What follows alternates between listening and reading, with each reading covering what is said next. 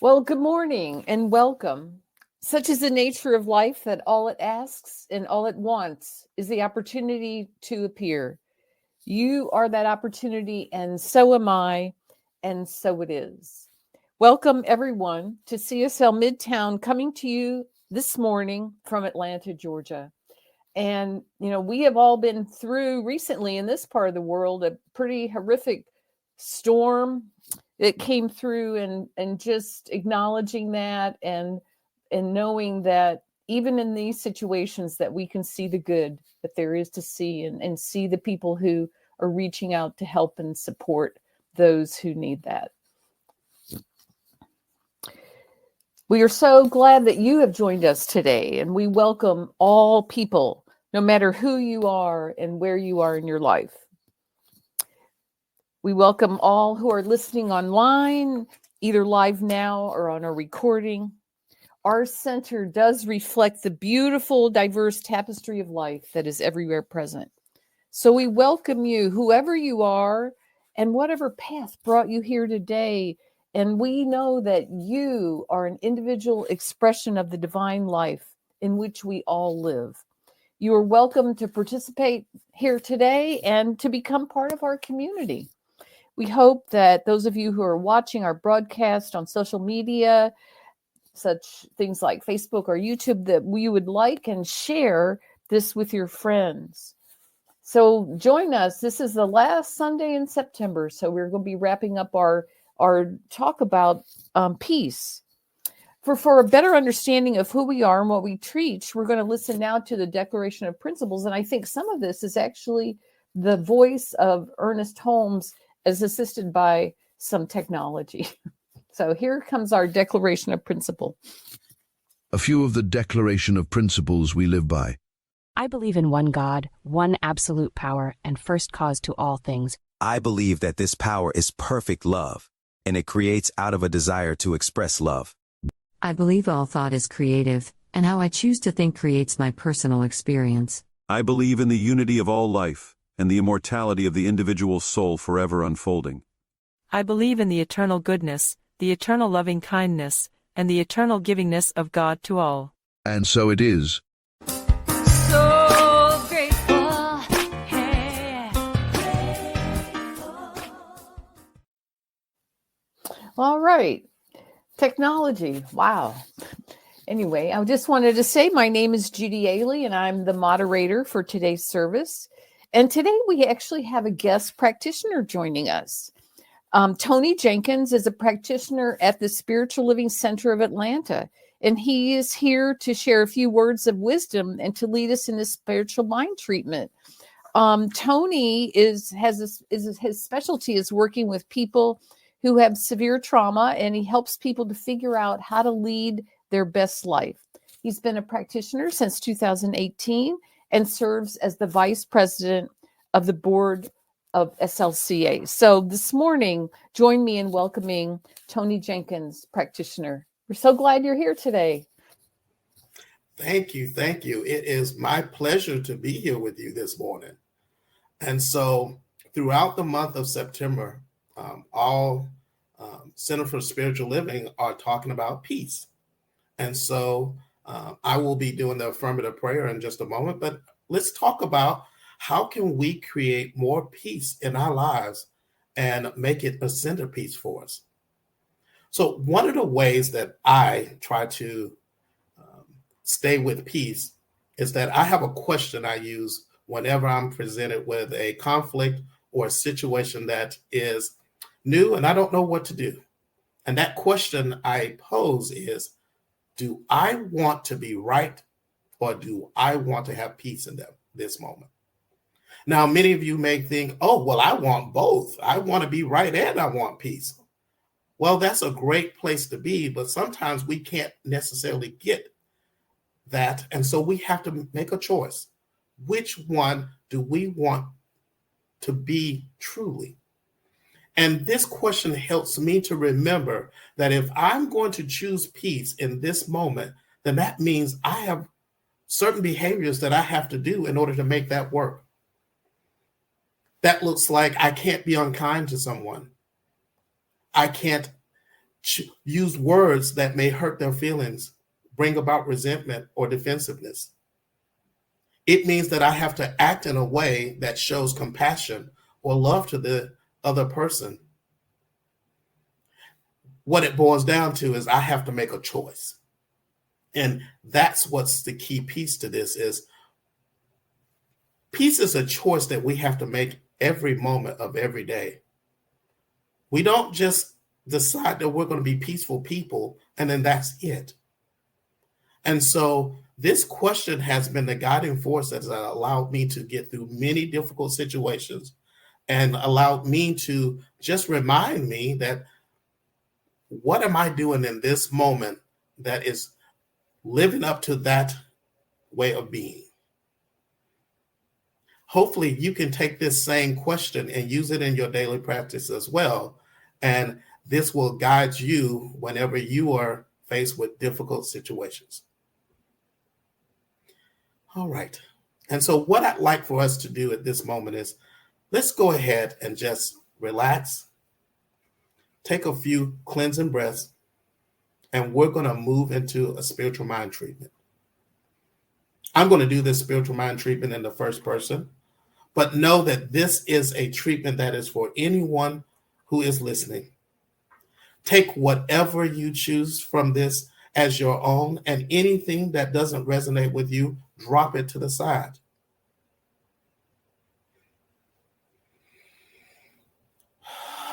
And what I know is that there is only one power, one source, one absolute cause throughout the universe. That source for me, I call God, divine intelligence. I call it joy. I call it compassion.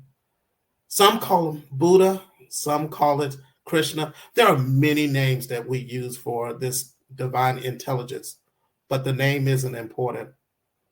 What is important is that we connect to this power and recognize its truth. How I do that is to call forth that right here, right now, and know that every fiber of my being, every cell in my organism is connected to the one source, the one power. There is no place within me that source is not. Isn't that wonderful to be able to know I can connect with power, with source, with intelligence, with just the simple grace of taking a breath? And so I do that now.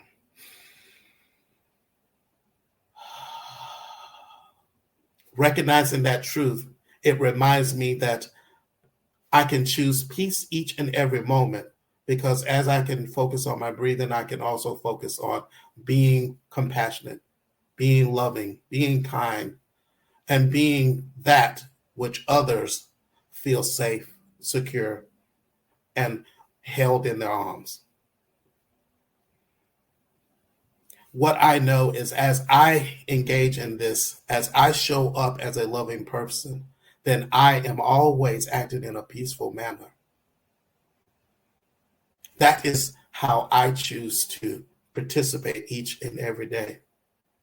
And it's this choice that I continue to make each and every day, knowing that it is my divine right to do so.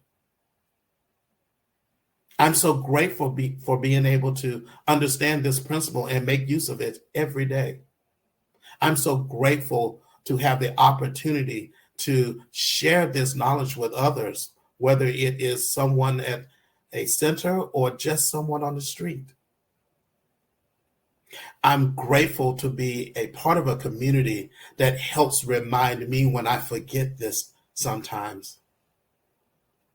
And I'm also so grateful to have the opportunity to touch base with the divine presence within me at any moment and at any time. That brings such comfort for me. As I fall into that presence, as I relax into that moment, I know that the law has received this. It has taken everything I have said, and says yes to it, because that's what it does. It doesn't argue, it just receives and produces. And so I release this into the law, knowing it is perfect, well, and done. And if you're in agreement with this treatment, please say with me together. And so it is. Peace and blessings. All right. We are the ones. I am the one. Love that song. Thank you, Tony Jenkins, for joining us today, and beautiful words and a wonderful treatment. All right. Today, we welcome back to CSL Midtown Reverend Mignonne Pollard.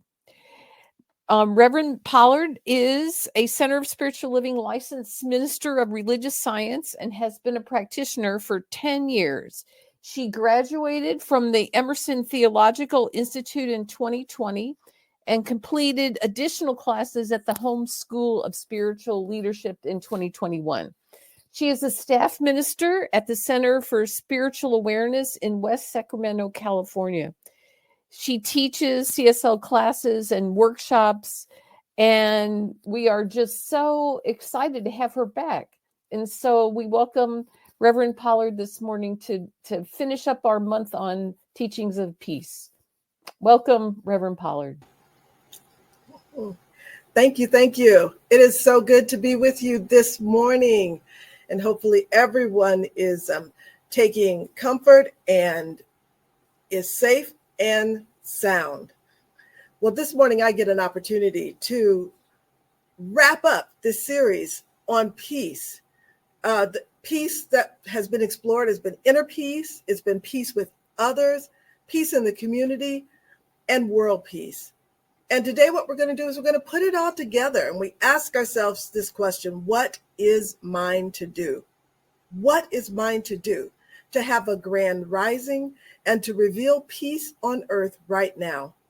You know, it's like Karen Drucker's song, we are the ones that we've been waiting for, and not anyone else. Ernest Holmes reminds us that when we consciously choose peace, peace will manifest in our personal lives and in our world. Now, one of our Science of Mind principles in our Declaration of Principles, it says that we believe that the ultimate goal of life to be complete freedom from all discord of every nature, and that this goal is sure to be obtained by all. Now, sometimes people look at this principle and think, oh, it's about freedom. But I'm calling on this principle today as the ultimate freedom from all discord as a space of peace. And as we know, Science of Mind takes its teachings, its learnings from all of the different major world religions. We take that kernel of truth and we infuse it into our daily lives and our understanding of how the world works. And each and every major religion has a space for peace. I just want to share a little bit about several of the major religions. So Christianity says that its major focus is peace on earth. It's the central message of Christianity. And it was delivered by the shepherd. It was delivered to the shepherds by the angels when Jesus was born. And the Christian church views peace as the legacy of Jesus and as the result of divine love and order. The result of divine love and order. But Hinduism is not necessarily peace, but is very closely related. It's nonviolence, or anishma. It's a key teaching in Hinduism, and it's mentioned in many scriptures. Himshma is like hitting and violence, and Ahimsa is like non-violence. So it's to protect everything and everyone against any sort of aspect of violence or any type of thing that would be a violent action. Plants, animals, people, everything. It's the whole life should be approached in a way that it is not violent to anyone or anything. And Judaism, the Hebrew word is shalom, which is well-being or prosperity. In Judaism, peace is associated with prosperity for all, fertility of crops, harmony, and well-being. And Buddhism helps us in understanding that meditation can help people go from self-centeredness and live peacefully to generosity and live with others.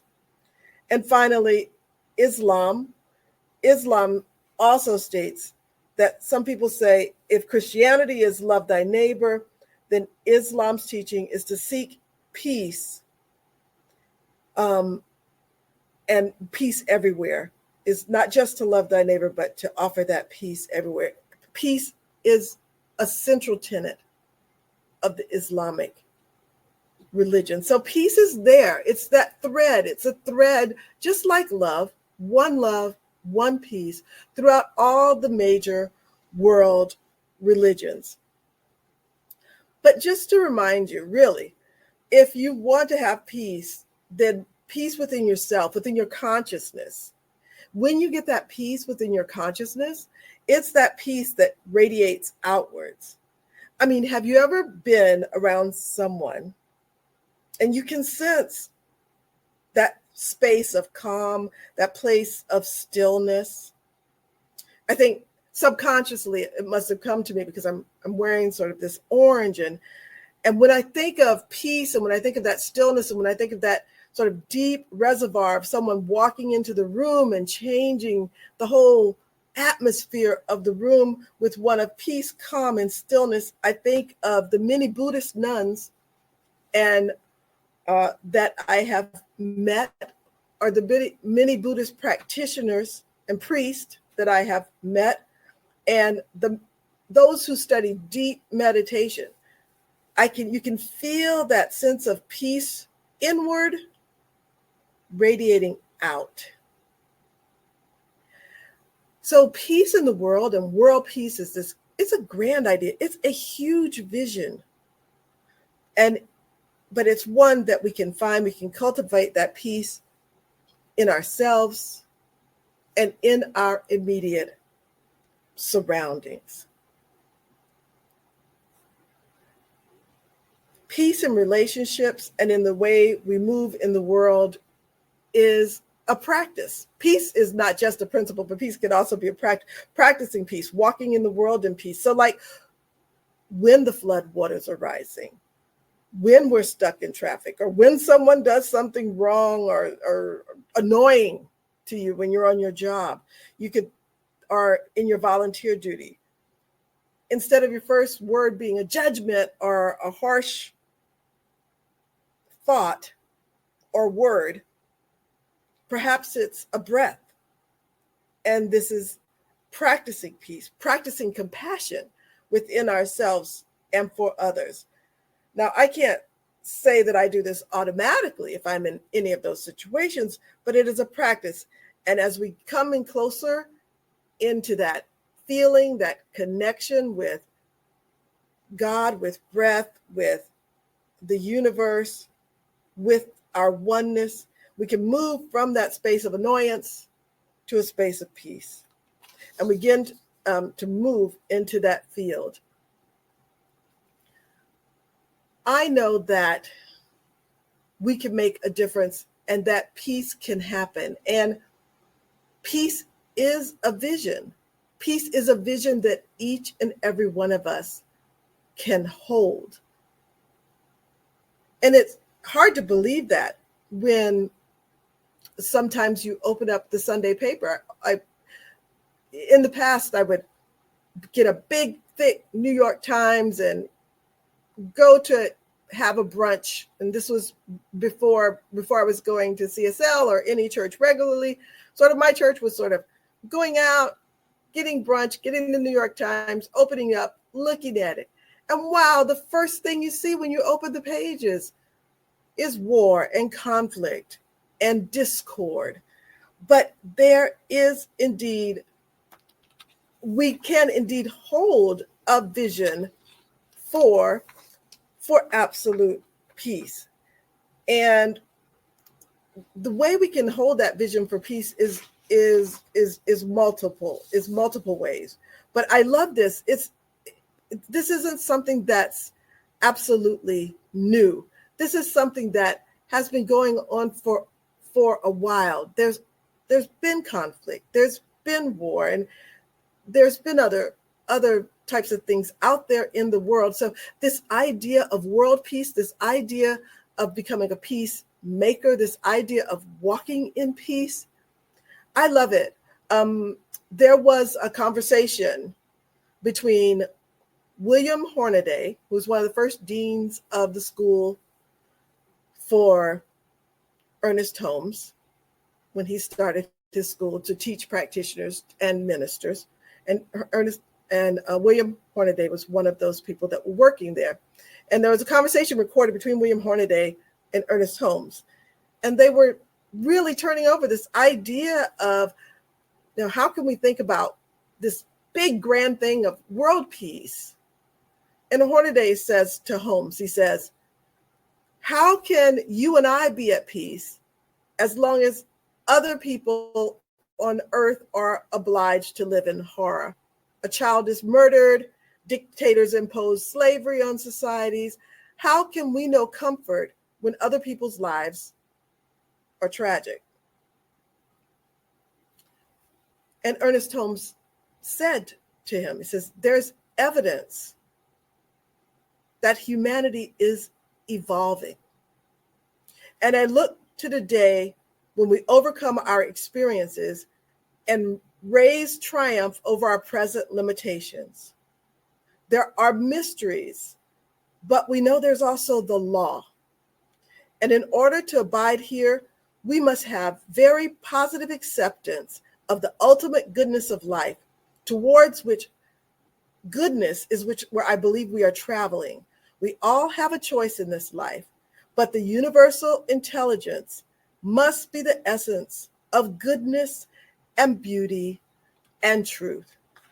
So even though we think that there's this idea of the world moving in spaces that can't be ones that are calm or peaceful, that there is peace, and we must hold that vision of peace. Now, in Science of Mind, what I really like is that I like the fact that there are in mental equivalents that we can hold as we think about not only our peace in our personal surroundings, but really peace out there in the world. There are people who have that consciousness, just like when they walk in the room and the room comes to peace and stillness. There are people that can have that consciousness that help all of us rise up and to have that consciousness of world peace. So I want to just talk a little bit about one love and one peace. I have never really thought of Bob Marley as a peace ambassador, but I was on a long trip back. I was on a plane ride back from a long trip, and I saw this movie, One Love. And yeah, I think I know a few things about a few things, but I didn't know hardly anything about what was going on in Jamaica in 1978. In Jamaica in 1978, there was killings, there was fracture. The country was going through brutal bloodshed. Two political parties were at one another. And Bob Marley, having world-renowned success with a message of love, and one peace, spreading the Rastafari religion, which, if you have a chance, look into it. The basic principles are amazing and in alignment, actually. But Bob Marley said that he wanted to bring the country together. So he came back from a European trip, and he held many peace concerts, I understand, during this time. But the most famous peace concert was in Kingston, Jamaica in 1978. And Michael Manley and Edward Siega, two political rivals, at that concert were photographed holding hands. And he was singing, one love, one peace, let's get together and be all right. And it was this consciousness of peace, it's this consciousness of love that was overriding. People told Bob Marley, don't do this concert. Don't even think about it. People will kill each other. They'll come together and they'll kill each other there, but they didn't. Love overcame fear. Love overcame hate. Love overcame it all. And there was one love and one peace. I don't know if you know this or not, but I just want to share that Bob Marley got a medal from the United Nations in 1978 as a peace, for promoting peace and justice. And actually, that was the entire one of the entire messages of his life, of his whole 36 years of life. And so on one end, you've got Bob Marley bringing a country together, bringing peace, to bringing folks together in peace, bringing this consciousness of peace out in the world. And as we sing his songs and as we think about, one love, as we think about coming together as one, we raise that consciousness of peace in the world. On the other end of the spectrum, we have a former president, and that's President Jimmy Carter, who will be 100 years old on October 1st. And he is known mostly for his ability to raise that consciousness of peace. He did so much as a president, again, bringing fractions of the world together that people thought could not sit down together, but bringing them together, holding that vision of what could possibly happen in the world, that we could actually work together, that we are actually one, and that we can move together into this space of love and peace for everyone. Well, Jimmy Carter, one quote from Jimmy Carter in his Thinking About Peace is that God gives us the capacity for choice, that we can choose to alleviate suffering. We can choose to work together for peace, and we can make these changes, and we must. We can choose to make these changes, and we must. It's that consciousness that raises us up, the consciousness of Jimmy Carter, the consciousness of Bob Marley, the consciousness of Mahatma Gandhi, Desmond Tutu, Thich Nhat Hanh, Nelson Mandela, the Dalai Lama. There are so many peaceful activists, people who are working towards peace. So when we think that we are alone, there are so many others that are working for it. People that we know and the people that we don't know. And they're of all different ages and races. And I think so what I'm trying to do is say, if you're thinking about peace, if you're thinking about how can I bring this consciousness of peace into my world, into my immediate world, into my community, into my city, into my state, into my country. There's so many examples of people whose names we know and people whose names we don't know. They're from every ethnicity and race. They're from Europe, Africa, South America, Australia. They are women, they are men, they're straight, they're LGBTQ, they are pacifists, peace activists, and anti-war activists. There are people like Jody Williams, who's an American, who's an anti-landmine advocate and a Nobel Peace Laureate. And it's throughout all time. There's a Frenchman named Émile Armand, who died in 1921, who actually coined the phrase pacifism. And there's Takashi Akiba, a Japanese pacifist and nuclear disarmament advocate who is the former mayor of Hiroshima. You know, Dr. Martin Luther King says the difference between what we do and what we're capable of doing would suffice to solve most of the world's problems. That we have the ability and the capacity to bring about peace, harmony, joy on this earth, right here and right now. And we can do that in so many different ways.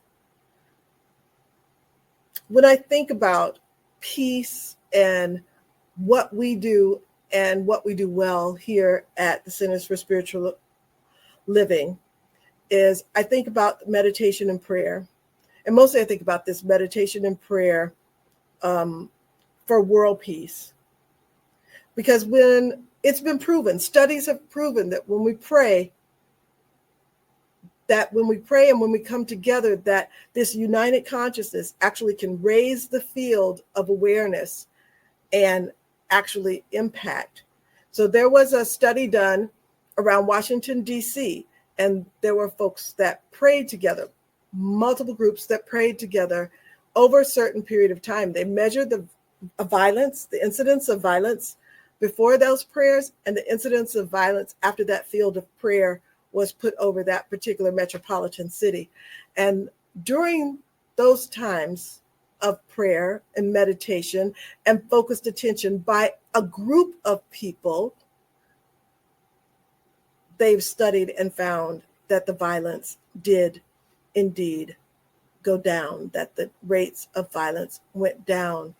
So I remember a quote that Ernest Holmes says, if we could just get like 1/10 of the people just focused on peace, focused on joy, focused on love at the same time, that we can raise the vibration of this earth and move us into, as Eckhart Tolle would say, like a new earth. So what we do here at CSL is that we have the World Meditation, the World Meditation for Peace. And it happens on December 31st at 12 noon Greenwich time, which is about 7 a.m. Eastern Standard Time and about 4 a.m. in the West where I am. But every year we join this World Meditation for Peace at this particular time, knowing that there are others who are out there who are meditating on world peace, on love, on joy, and that we are trying to raise that vibration of the earth by joining together and just meditating and praying for everyone, for all people. CSL also has a Global Heart Peace Ministry meditation. It happens every Monday, Facebook at 1 o'clock, where you can tune in and you can raise that consciousness of peace and harmony with other people. You know, there's probably peacemakers, there's movers and shakers in your community. It might even be you. But it takes courage to stand for peace, to be a peacekeeper. And you may find what is yours to do. It might be in the schools. It might be in your spiritual center. It might be in your community. It might be in your home. You will know if you sit in that quiet meditation and ask Spirit to guide you. What is mine to do in this space of bringing peace out into the world? You know, Jesus said, "Blessed are the peacemakers, for they shall be called the children of God." You will be recognized as the part of God that you are, working on behalf of Spirit. And if you want peace, Thich Nhat Hanh says, if we want peace, we need to be peace. Peace is a practice. Peace is a practice, not a hope. So what I want to sort of just end with is that at times we have to let go of different ideas and beliefs that we've held on from the past in order to move forward, in order to have peace in our lives, in order to raise the vibrations. We can't hold on to the limiting belief that this is not something that's possible. We create this world, we co-create this world that we live in with one another and with the divine creator. And we can create that utopic space where everyone lives in peace and in love and in harmony. Don't be fooled by appearances. Hold tight to the vision of peace. Hold tight to the feeling of peace. Move that peace within yourself and let it radiate out. As we begin with that space right here and right now, and as it radiates outward, this is the beginning, the steps of bringing that vision into a reality, that vision of bringing peace into pieces. So as we raise our own consciousness, as we learn, it's not something we're taught in schools really about the pacifist, about the people who work for peace. You know, we don't know the name of the young boy who in the 1980s, famous shot of the tanks rolling into Tiananmen Square and one young man just standing there in front of the tank. No weapons, nothing, just saying, peace. What is this?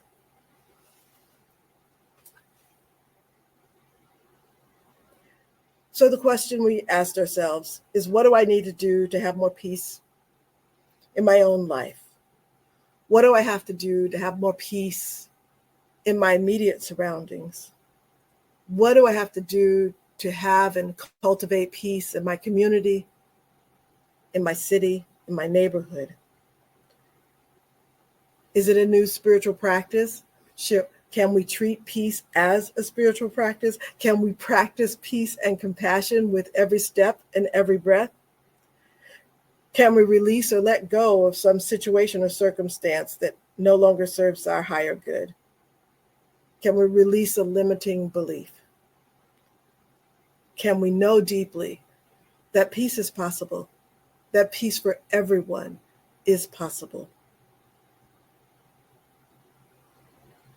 So, if you're on a bumpy road with this journey around peace, peacefulness, then there are practitioners. Practitioners can help you see the peace in the world, can help you see the peace in your life, can help you get to that peace through prayer, through holding that vision with you and for you. So my big thing is just ask, what is mine to do? Ask, sit back, and listen. And know without a doubt that there are many examples in many areas where you can make a difference. The first difference is in your own consciousness, and then let that consciousness radiate outward. And this peace will come into absolute world and the earth right now. So I just want to end with a quote from Ernest Holmes, his essay that world peace is not an illusion. He says, we must practice the presence of peace consciously, definitely, and deliberately. If we can do it individually and in the family and to a certain degree in our offices and businesses, which we can, then why can't we do it for the whole world? We can. Ernest Holmes says, we can. So let that be our inspiration, and let that be our powerful intention today and every day. Let's take this message into prayer.